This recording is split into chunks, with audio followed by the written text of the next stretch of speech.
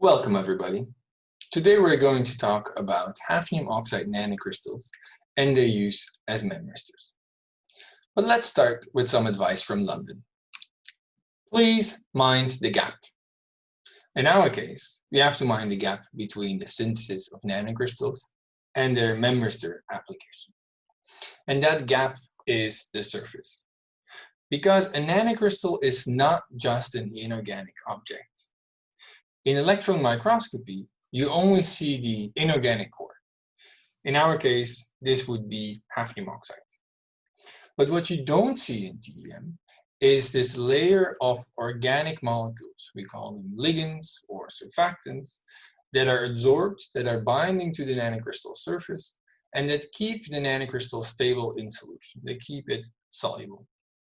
Now those ligands are generally insulating, so we have to find a way of incorporating them into an electrical application, such as memristors.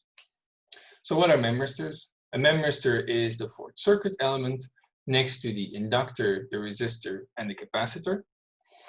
A memristor is typically fabricated in a crossbar. Typically there are many of these crossbar arrays, but this is one crossbar element. So what's a crossbar? We have two bars of a conductive material. In our case, it is platinum. So we have this blue and the orange bar. And in between, there is the memristor material. This memristor material can switch between two states, the on and the off state, also called the low resistance and the high resistance state. But first, you have to create conductive channels in this hafnium oxide layer, and that you do by an electroforming process. That is shown here. So you need a somewhat higher voltage to create these conductive channels. And once those are formed, then you can start switching between the on and the off state. Here this is an example of bipolar switching, where you first increase the voltage. At some point, you switch from the off to the on state and with high current.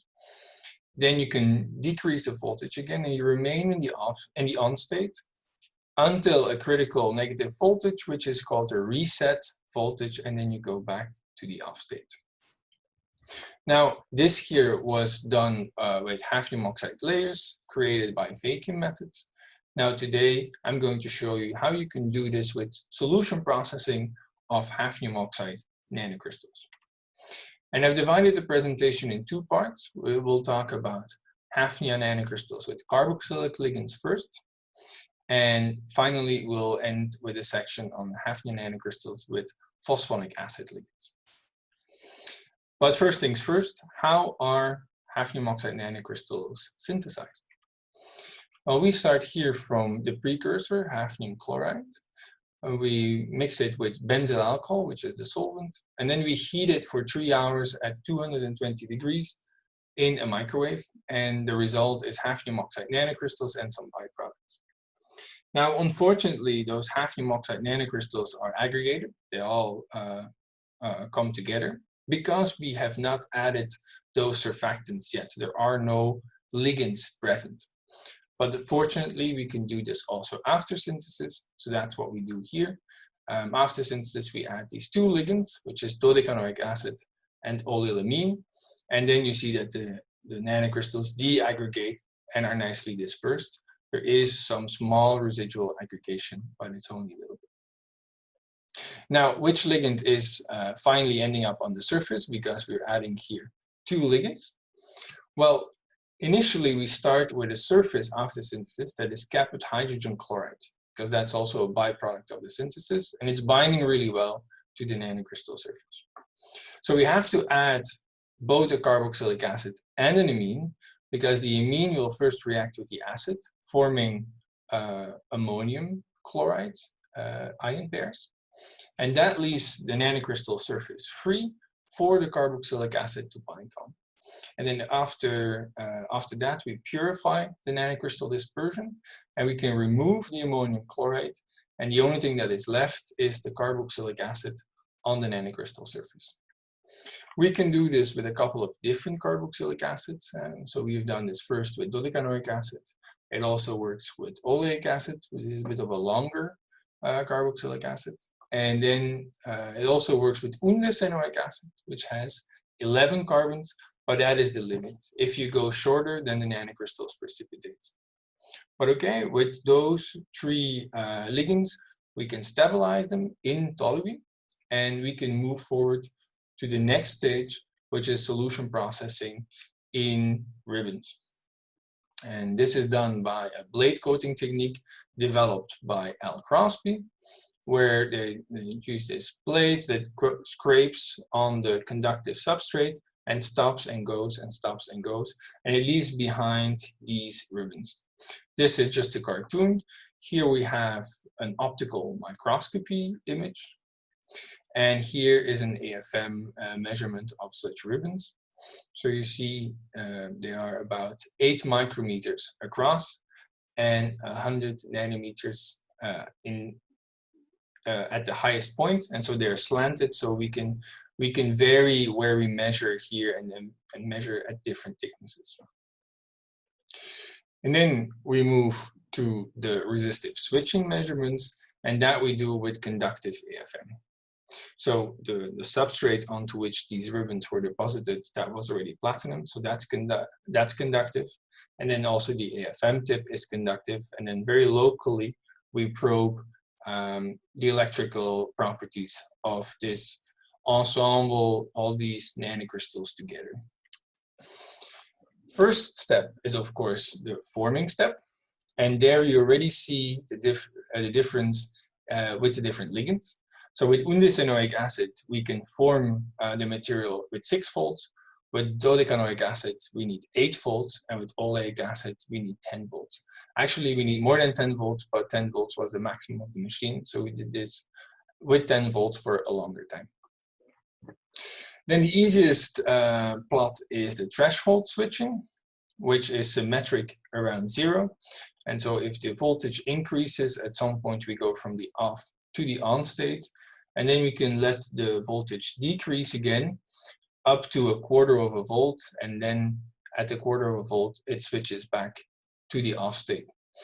We can do this a couple of times, so we have done here 50 cycles, and it has a selectivity of about 3 orders of magnitude. So that means there's 3 orders of magnitude difference in the resistivity of the on and the off state. We can also investigate the bipolar switching properties of this ensemble of nanocrystals. It's a bit more messy, but you see the same properties in the sense that there is a variation of the set and the reset voltage on the ligand length, which is a bit more clear if we plot it with averages and error bars. Then you can clearly see the trend of the set voltage with the ligand length. The reset voltage seems to be a bit less sensitive to that. Now, all those measurements were done with conductive AFM. So now we want to do a real crossbar, which is the next step that we did. So here we, instead of making ribbons, we made a layer of these colloidal hafnium oxide nanocrystals, and the layer was about 40 nanometers thick, and we compared it with a 10 nanometers ALD layer. And then you see that our solution process nanocrystals actually switch with low voltages, while much higher voltages are needed for the ALD deposited hafnium oxide layers.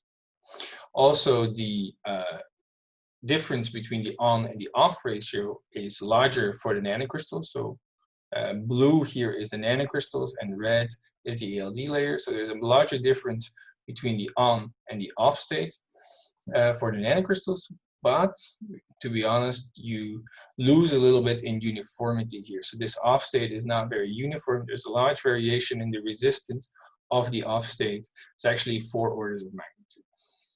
But in general, our conclusion is that our solution process devices outperform even the ALD devices. So this was very promising. And another conclusion was that the ligands played a major role. So then we started to think, how else can we play with this system? And of course, I'm a chemist. I'm not an electrical engineer, so I have to play with the chemistry.